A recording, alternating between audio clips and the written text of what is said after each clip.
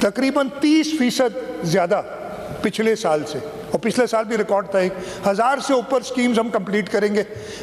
Despite all these problems हुकूमत सिंध ने ये सारे की। और मैं इधर बात होगी कि जी किया क्या है और नज़र नहीं आता और फलाना कौन सा चश्मा लाऊं। चश्मा नहीं चाहिए देखने के लिए, नीयत चाहिए देखने के लिए कि सही चीज़ भी नज़र आए, सही चीज़ भी अच्छी लगे।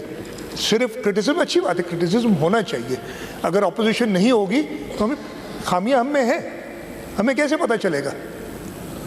लेकिन जहाँ पे अच्छा काम हो वो भी बताना चाहिए। ये नहीं कहना चाहिए कि जी शाहरा भुट्टो तो पीपीपी से बना हुआ है। यार ये तो हमारे लिए एक फ़ख्र की बात है कि हमने ऐसे इतने बड़े बड़े प्रोजेक्ट्स पब्लिक प्राइवेट पार्टनरशिप के, जिसके लिए अब मैं वो आगे बात करूँगा कि पूरी दुनिया उसको सराह रही है।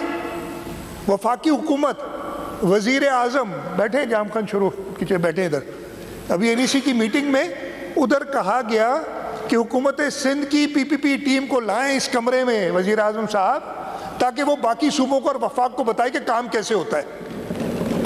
और इधर कहते हैं आपने तो ये पीपीपी में कर दिया। यार मतलब बड़ा दिल दुखता है कि जब इतना आदमी काम करे और उसको इस तरीके से ब्रश साइड कर दिया जाए।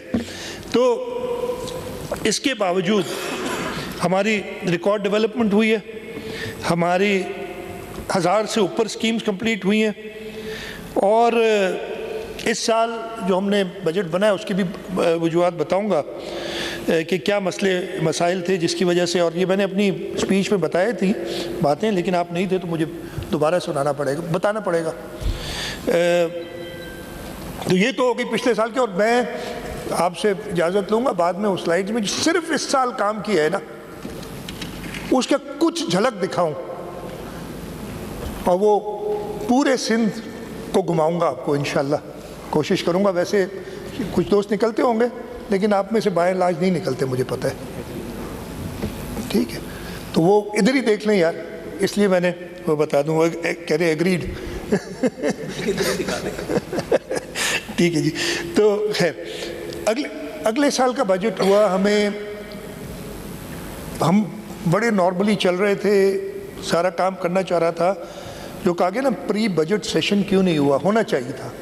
अच्छा ये भी बता दूं आपको, ये वाहिद असेंबली है जिसमें प्रोविजन है प्री बजट सेशन की। यार किसी और असेंबली में है ही नहीं, आसरा ही नहीं हो। इधर कहा गया कि ये क्या हमें क्या नहीं लिया गया, एतमाद में नहीं लिया गया। यार किस जगह पे अपोजिशन को एतमाद में लेके बजट बनता? कहीं नहीं बनता, कहीं पे नहीं बनता। सिर्फ सूबा सिंध में है कि ये होता था। इस साल प्रॉब्लम यह है कि हमें पता था कि हम नई स्कीम नहीं दे सकते।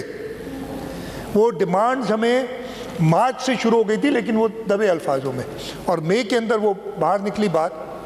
इसलिए हमने कहा कि यार इधर, और जब मैं वो अपनी रेजोल्यूशन की भी बात करूंगा, हर एक ने बात की है कि मैंने पता नहीं इतना बड़ा झूठ बोल दिया इधर, जो मैंने कहा था वो पढ़ के दोबारा सुना दूंगा। मार्च से मैं कहा गया, मई में पता चला, फिर जून में मीटिंग्स हुई। और मैं चेयरमैन पाकिस्तान पीपल्स पार्टी बिलावल भुट्टो जरदारी साहब की, मैं कहता हूँ मुझे 20-25 साल हो गए, मैं 13 साल से बजट बना रहा हूँ इस सूबे का, 22-23 साल हो गए मेंबर हुए, और भी बहुत सीनियर लोग हैं। लेकिन उन्होंने पहले दिन हमें कहा, बात सुनो, जब ये बातें हुई, फिर शुरुआत हुई थी कि NFC को तब्दील करें, NFC में कटौतियाँ करें। उन्होंने कहा नहीं जी, NFC पे मैं बात नहीं करूँगा। NFC आप करें अपनी तरीके से, NFC आइन के मुताबिक करें। आइन में लिखा है सूबों का हिस्सा कम नहीं हो सकता, तो कोई परमानेंट चेंज NFC में नहीं लाऊंगा जो कि सूबों का हिस्सा कम करे। लेकिन रिक्वायरमेंट थी, रिक्वायरमेंट हम सबको पता है, जो इस वक्त खित्ते की सूरत हाल है, जो पिछले साल भारत ने हम पे हमला किया था और उसको अबरतनाक शिकस्त दी थी हमारी अफवाज ने, हमारी पूरी कौम ने। इस पे बात हो चुकी है पहले काफ़ी डिटेल में कि किस तरीके से हर एक ने अपना किरदार अदा किया। लेकिन हमें अपनी तहफ़्फ़ुज़ के लिए हिस्सा डालना है। तो जब कहा गया कि नहीं, वफाक ने तो बड़ा सीधा सीधा एक प्रिंसिपल दे दिया कि यार ये तो आओ NFC करो, जल्दी से इसको चेंज करो, और बाकी सूबे उन डायरेक्शन में जा रहे थे तकरीबन। फिर उन्होंने कहा चलो एनएफसी नहीं करते हो, तो एक चीफ मिनिस्टर्स जो है ना बैठ के नेशनल इकोनॉमिक काउंसिल की मीटिंग में एक हम पास कर लेते हैं कि जी अब सूबों का हिस्सा काट लेंगे इतना। ये सूबा सिंध था जिसने उसका हल दिया कि आप करें कैसे। हाँ, हम जानते हैं कि आपको पैसों की ज़रूरत है, हम कंट्रीब्यूट करना चाहते हैं मुश्किल वक्त में, हम चाहते हैं कि हम अपना किरदार अदा करें, हम अपना पेट काट के भी वफाक को जो ज़रूरत है नेशनल स्ट्रेटेजिक रिक्वायरमेंट्स के लिए वो पूरे किए जाए। सूबा सिंध ने हल दिया, और हल कैसे दिया? आइन के मुताबिक दिया। हल कैसे दिया? आर्टिकल 164 है, पढ़ लें, आपके पास होगा, किताब होगी, मैंने इधर लेके भी आया हूँ। आर्टिकल 164 कहता है, अच्छा ये किसी ने आज तक ये इस्तेमाल नहीं हुआ, लेकिन ये आप आइन बनाने वाले शहीद जुल्फ़िकार अली भुट्टो और उनकी जो टीम थी उनकी सोच देखें कि उन्होंने कहा कि ये कभी हो सकता है तो इसकी हम प्रोविजन कुछ ना कुछ आइन में डाल दें। आर्टिकल 164 कहता है द फेडरेशन और अ province may make grants for any purpose notwithstanding that the purpose is not one with respect to which the parliament or as the case may be a provincial assembly may make rules। हमें otherwise तो खर्चा उसी पे इजाज़त होती जो हमारी legislative power में होता है।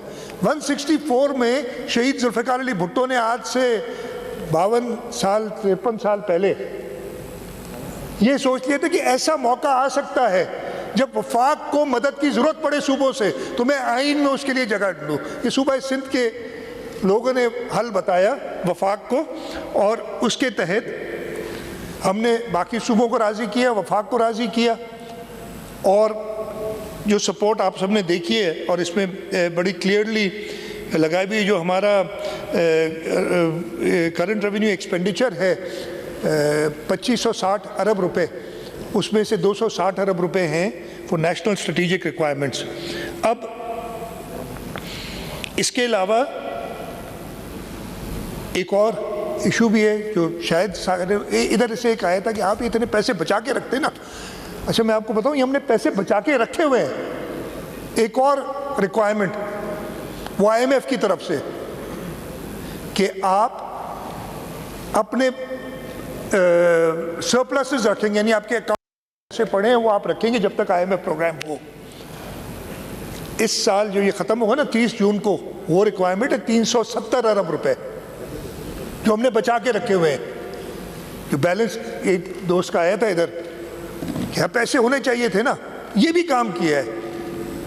और अगले साल जून 30 तक हमने 450 अरब रुपए अपने अकाउंट में रखने, इसलिए कि IMF कहता है कि आपका प्राइमरी सरप्लस जो है वो एक्सीड ना करे। उन्होंने चारों सूबों को और वफाक को हमने बैठ के, मुश्किल सूरत हाल में मुल्क है तो हमने उसमें कंट्रीब्यूट किया। तो 450 अरब रुपए, यानी इस साल इंक्रीमेंटल 80 अरब रुपए हमें और करने होंगे अगर हमने IMF प्रोग्राम के अंदर हैं जब तक हम, और हम कभी भी, और ये सूबा सिंध हम वफाक की हुकूमत में इर्रिस्पेक्टिव, भाई मेरे भाई, ये फिर मैं बता दूंगा लीडर ऑफ द अपोजिशन साहब, उन्होंने प्रेसिडेंट साहब गिना दिए, उन्होंने चेयरमैन सेनेट गिना दिए, डिप्टी स्पीकर गिना दिए, गवर्नर गिना दिए,